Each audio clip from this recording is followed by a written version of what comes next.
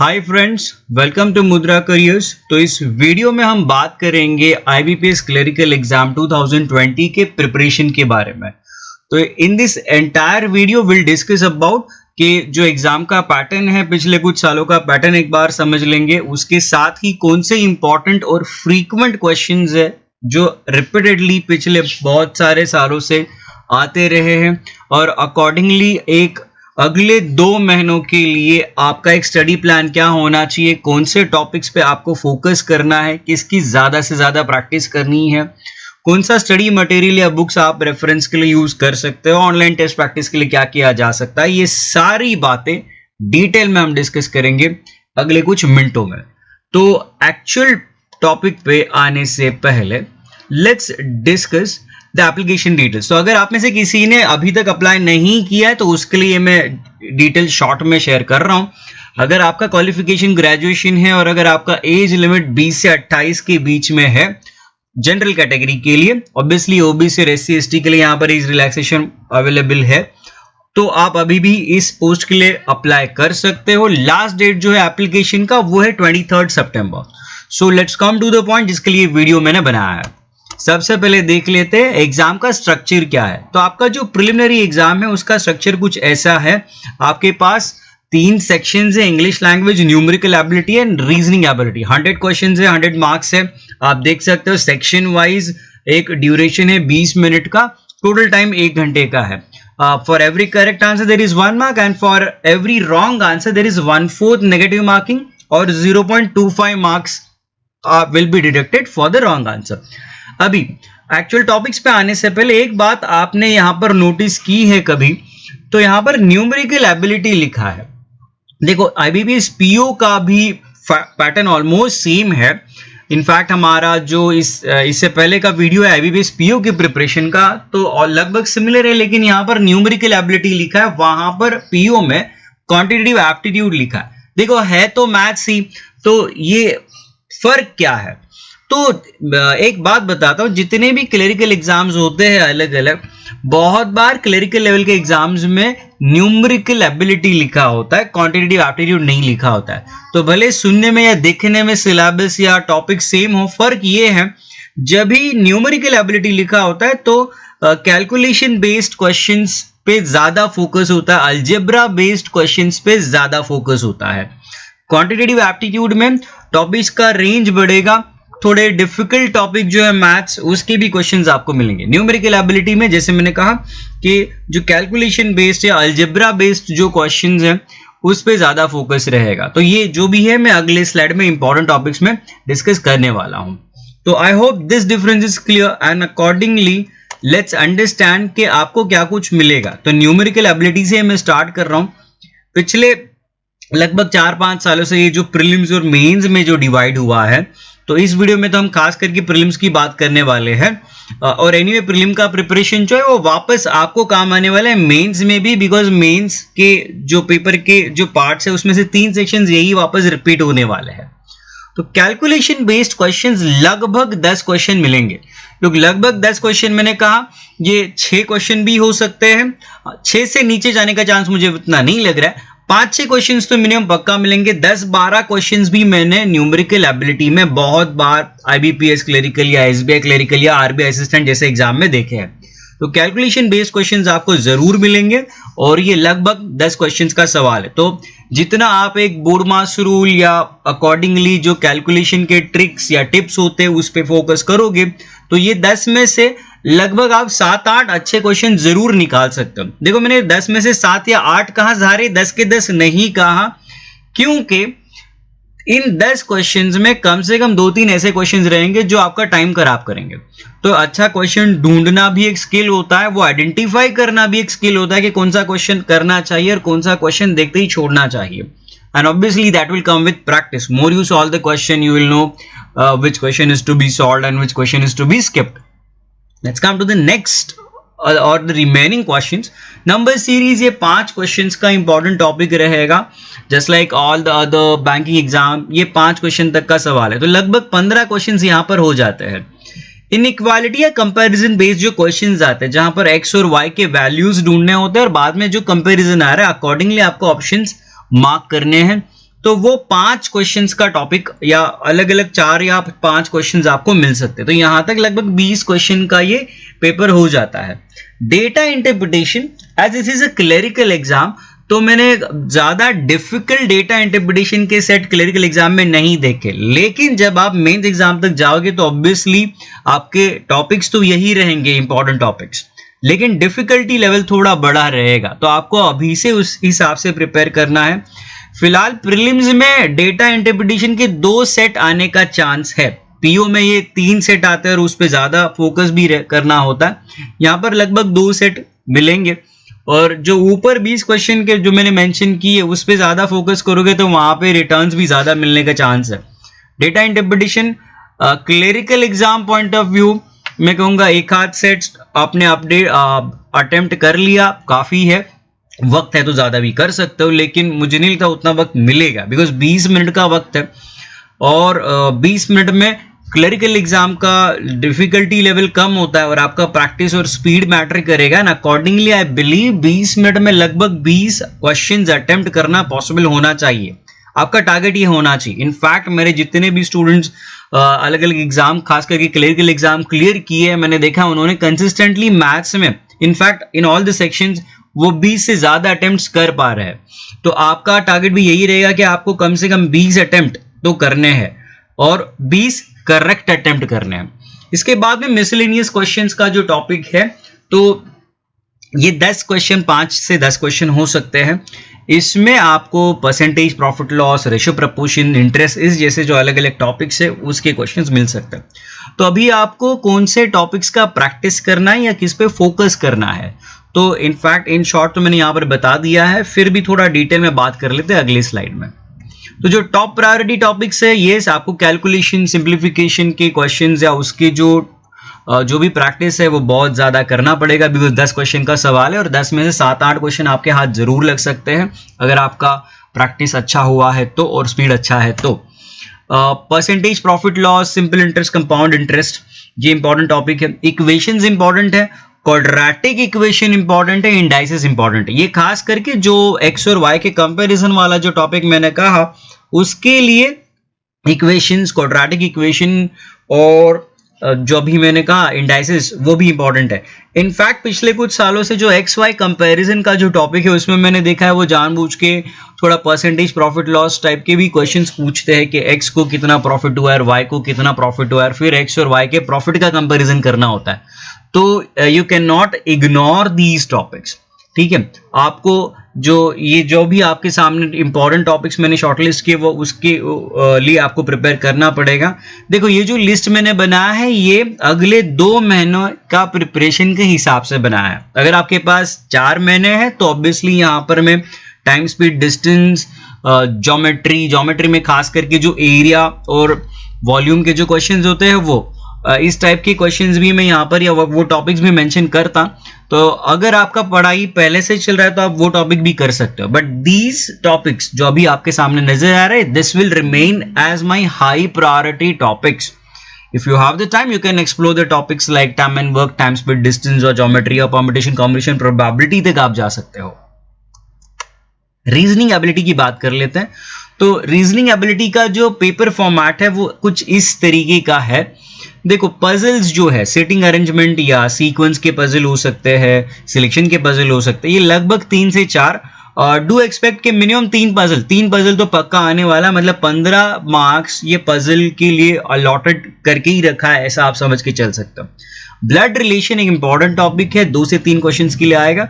Coding, decoding, ये भी 2 से 4 क्वेश्चन का टॉपिक है।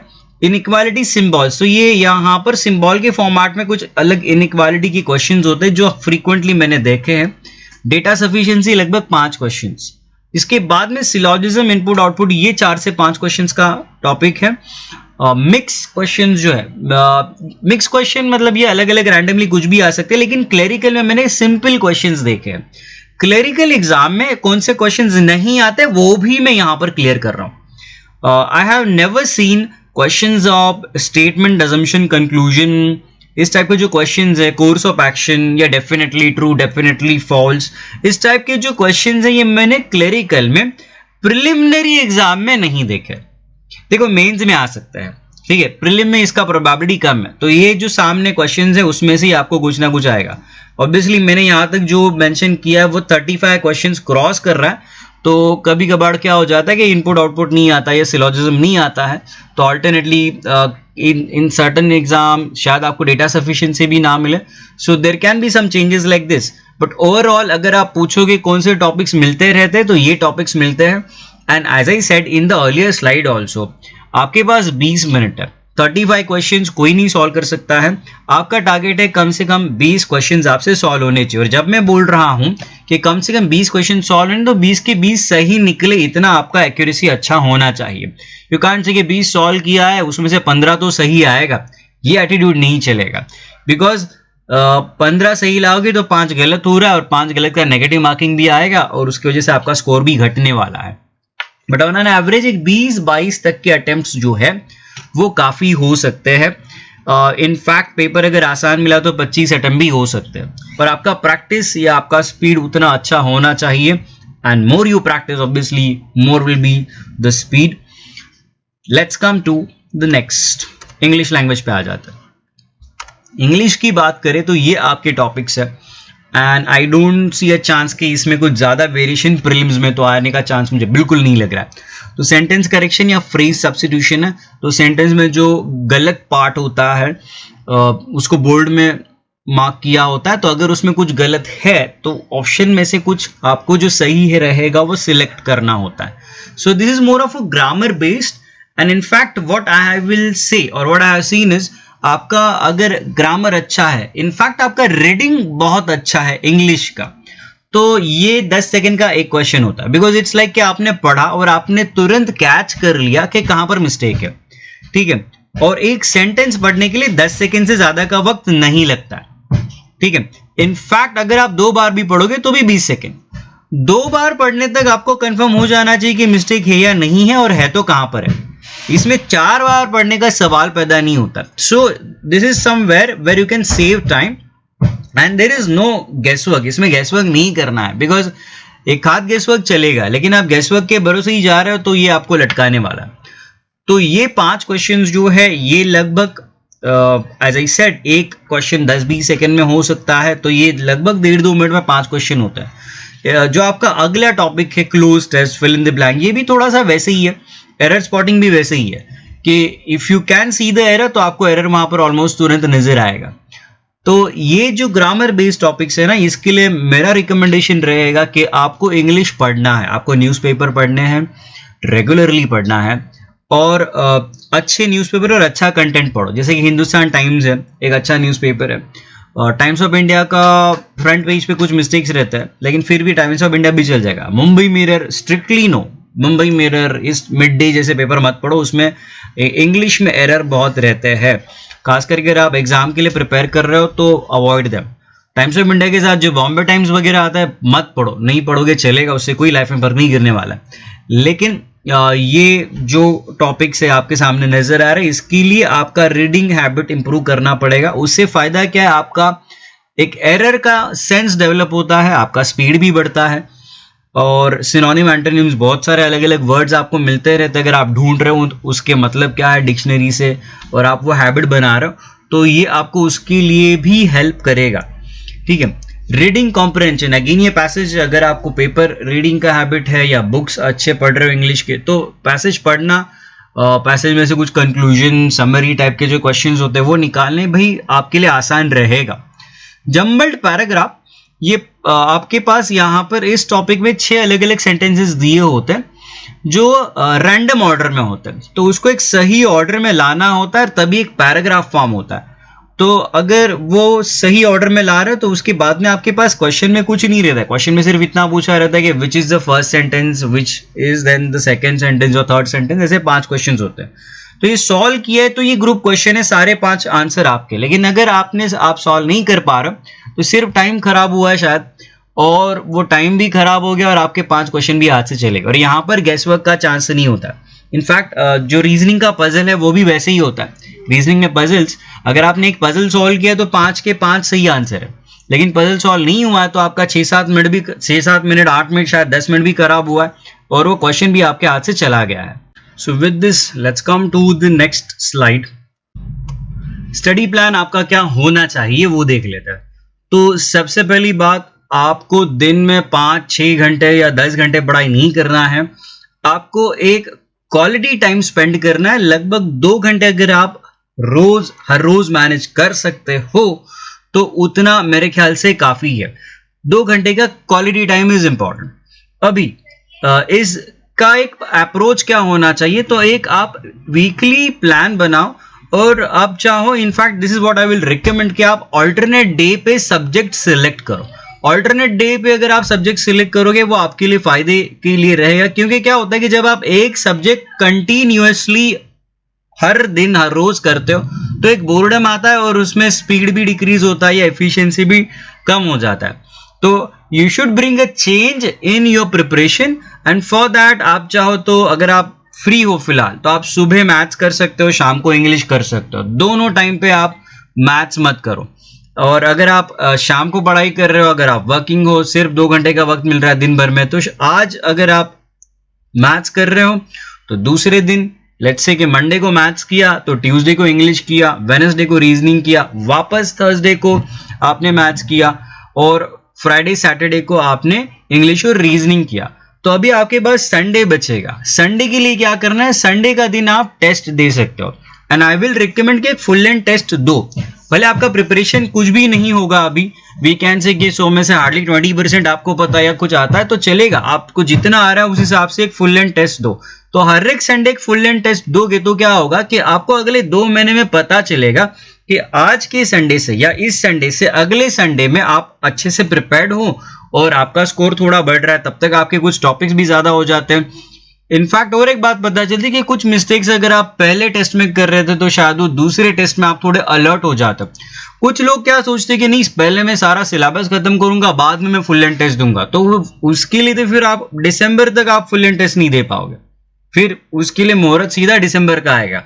तो for that I will recommend कि हर संडे एक फुल लेंथ टेस्ट दोगे चलेगा। अगर आपके पास वक्त है, बीच के 6 दिनों में आप टॉपिक वाइज टेस्ट भी दे सकते हो। So individual test can be given, जैसे कि अगर आपने परसेंटेज प्रॉफिट लॉस का टॉपिक अगर आज कंप्लीट किया है तो उसका टेस्ट आप दे सकते हो। देखो ऑनलाइन टेस्ट बहुत सारे मौजूद है, बहुत सारे पोर्टल पे एक रीजनेबल रेट पे। देखो फ्री में मेरे ख्याल से मैंने देखा है, फ्री में कोई कुछ देता नहीं। फ्री में देगा तो 2-3 टेस्ट फ्री देगा, बाद में वो आपको पेमेंट या पेड टेस्ट के लिए प्रॉम्प्ट करेगा। तो अगर आप पहले से ही एक अच्छा पेड पैकेज खरीदोगे अच्छा रहेगा, बिकॉज उसमें आपको ज्यादा फीचर्स मिलते हैं, प्रॉपर एनालिसिस, रैंकिंग सब कुछ मिलता है। फ्री टेस्ट में ज्यादा कुछ कोई नहीं देता, दुनिया में कोई फ्री में कुछ नहीं देता, ये मैंने तो देखा है। अगर आपको मिल रहा है तो मुझे भी बता देना, मैं भी मेरे स्टूडेंट्स को बता दूंगा, लेकिन फ्री में ज्यादा कुछ नहीं मिलता है। So you should be giving the test as per the topics getting over. तो अगर आपका इंग्लिश का टॉपिक कवर हो रहा है, लेट्स से आपने सेंटेंस करेक्शन, एरर स्पॉटिंग का प्रैक्टिस किया है, तो उसका कोई टेस्ट दे, आपको पता चलेगा कि 20 मिनट का टेस्ट है जिसमें आपने अगर 15 क्वेश्चन सॉल्व किए तो कितने सही आ रहे, कितने गलत आ रहे, जो गलत आ रहे वो क्यों गलत आ रहे, और जो सॉल्व नहीं हुए वो क्यों सॉल्व नहीं हुए, क्या आपके पास टाइम कम गिरा। ऐसा भी हो जाता है कि आप किसी गलत क्वेश्चन पे या कॉम्प्लिकेटेड क्वेश्चन पे टाइम खराब करते हो और उसकी वजह से आपके उस टेस्ट में आगे आने वाले जो आसान क्वेश्चन है वो स्किप हो जाते हैं। तो ये सारे टॉपिक के लिए वैलिड है, मैथ्स हो, रीजनिंग हो, इंग्लिश हो। तो ये जब आप टेस्ट देते हो ना तभी पता चलता है, और तभी जाके आप इंप्रूव करते हो, और तभी जाके नेक्स्ट टेस्ट में आपका परफॉर्मेंस जो है वो और अच्छा होगा। सिर्फ आप एक बुक लेके बैठे हो और खाली टॉपिक्स खत्म कर रहे हो, आपको पता नहीं चलेगा कि आप एग्जैक्टली कहां पर हो, बिकॉज ये टाइम बाउंड टेस्ट है। ठीक है, सो आपका एक्यूरेसी और स्पीड दोनों इंपॉर्टेंट है, एंड वो तभी पता चलेगा जब भी आप topic wise as well as full length test देना स्टार्ट करोगे। 1 फुल लेंथ टेस्ट ये मैंने ऑलरेडी बता दिया आपको। इनफैक्ट आपका पढ़ाई का अप्रोच ये होना चाहिए, आप पढ़ाई करते समय भी टाइम लगा के पढ़ाई करो। मतलब क्या कि अगर आप परसेंटेज प्रॉफिट लॉस का कंसेप्ट आपने क्लियर किया, आपके पास कोई अरिहंत पब्लिकेशन है, कोई भी पब्लिकेशन का बुक है, 20 क्वेश्चन है, 30 मिनट का टाइमर लगा के वो 20 क्वेश्चन सॉल्व करने की कोशिश करो। अभी जब भी आप 20 क्वेश्चन को 30 मिनट का टाइमर लगा रहे हो तो ऑब्वियसली कोई क्वेश्चन थोड़ा कॉम्प्लिकेटेड लगेगा, तो उसको तुरंत स्किप करो। उस पर टाइम खराब मत करो। ये हैबिट डेवलप होना जरूरी है, तब जाके एक्चुअल एग्जाम में भी आपको कुछ अच्छा रिजल्ट मिलेगा। तो 30 मिनट में हो सकता है कि आपने 5 क्वेश्चन स्किप करने पड़े, टोटल 15 क्वेश्चन ही आप सॉल्व कर पाए, और उस 15 में भी शायद 2-3 गलत निकलेंगे। इससे क्या हो जाता है, एटलीस्ट आपने उस 30 मिनट में वो टॉपिक तो खत्म कर दिया। नहीं तो आप 2 घंटे बैठे हो, किसी क्वेश्चन में 10 मिनट का वक्त गया, किसी क्वेश्चन को 2 मिनट में निपटा दिया, किसी क्वेश्चन को 30 सेकंड में निपटा दिया, और कोई क्वेश्चन है जिसको आप सुबह से लेके शाम तक लेके बैठे हो कि यार ये क्वेश्चन सॉल्व कैसे नहीं हो रहा, मैं इसको सॉल्व करके ही छोड़ूंगा, तो अभी आपके पास उतना वक्त नहीं है। ठीक है, तो अगर आप उस क्वेश्चन को स्किप करोगे, आपके पास उस बुक में या ऑनलाइन टेस्ट के पोर्टल में सोल्यूशन तो मौजूद रहेगा, तो सोल्यूशन देखने के बाद पता चल जाएगा वो क्वेश्चन किस तरीके से सॉल्व करना चाहिए, and then you can move ahead, और नेक्स्ट टाइम शायद वैसे कुछ मिला तो आप अच्छे से सॉल्व कर सकते हो। एंड अल्टीमेटली एक बात जो मैं फर्स्ट मिनट से दोहरा रहा हूं कि practice practice practice, this is the only way you can improve, और टेस्ट प्रैक्टिस बहुत जरूरी रहेगा। सिर्फ टॉपिक खत्म करके कुछ नहीं होने वाला, ये आपका 3rd ईयर का या ग्रेजुएशन का फाइनल ईयर का एग्जाम नहीं है। रेफरेंस बुक्स की बात करें तो अरिहंत पब्लिकेशन या दिशा पब्लिकेशन, किरण प्रकाशन के बुक्स अवेलेबल है। अरिहंत और दिशा पब्लिकेशन का जो पीओ का बुक या आईबीपीएस क्लरिकल का बुक आपको मार्केट में मिलेगा, अमेजॉन पे, फ्लिपकार्ट पे भी अवेलेबल है। किरण प्रकाशन के टेस्ट प्रैक्टिस अच्छे हैं, लेकिन टेस्ट प्रैक्टिस का बुक आता है, तो अगेन एक online test I will recommend, because online test और ऑफलाइन टेस्ट में फर्क क्या है। तो ऑफलाइन टेस्ट अगर आप दे रहे हो तो इट्स मोर लाइक कि एक पेज पे 20 क्वेश्चन है आपको नजर आते हैं, तो आपको पता चलता है कि कौन सा क्वेश्चन आपको आ रहा है, कौन सा क्वेश्चन आप कंफर्टेबल नहीं हो, तो obviously accordingly you can skip those questions. तो ये ऑनलाइन ऑफलाइन में फायदा होता है। ऑनलाइन में क्या होता है कि एक समय पे आपके सामने एक ही क्वेश्चन दिखता है, अगर आप क्वेश्चन नंबर 1 पे हो, जब तक आप क्वेश्चन नंबर 1 सॉल्व नहीं कर रहे हो या स्किप नहीं कर रहे हो, तब तक आपको पता नहीं चलता है कि अगला क्वेश्चन क्या है, या पहला पजल है तो पजल के बाद नेक्स्ट क्या रखा आपको नहीं पता चलता। And for that online test practice is important. इसमें और एक बात बताता हूं, जब आप ये टेस्ट प्रैक्टिस स्टार्ट करते हो ना, तो पहले 2-3 टेस्ट तक आपको ना समझता ही नहीं कि इसको हैंडल कैसे करना है, लेकिन जैसे 2-3 टेस्ट हो जाते हैं ना, तभी आप अपने मिस्टेक्स धीरे धीरे रेक्टिफाई करना स्टार्ट करते हैं। For that I will strongly recommend online test practice. Don't go for the paper test, because paper test से ऑनलाइन टेस्ट में एफिशिएंसी सबका कम होता है और आपका स्कोर भी बहुत बड़ा फर्क आ सकता है। अगर आप एक अच्छा प्रिपरेशन का प्लान सोच रहे हो तो हमारे वीडियो कोर्सेज अवेलेबल है एक बहुत ही रीजनेबल और डिस्काउंटेड प्राइस में। We also have our online test portal, you can buy that at a very reasonable और चीपर प्राइस, और उसके सारे डिटेल्स में मेरे डिस्क्रिप्शन बॉक्स में या कमेंट बॉक्स में आपके लिए शेयर कर रहा हूँ। अगर आपको ये वीडियो अच्छा लगा, पसंद आया, तो इस वीडियो को लाइक करना और हमारे चैनल को सब्सक्राइब करना और आपके दोस्तों के साथ इस इन्फॉर्मेशन को शेयर करना मत भूलिएगा। Bye bye.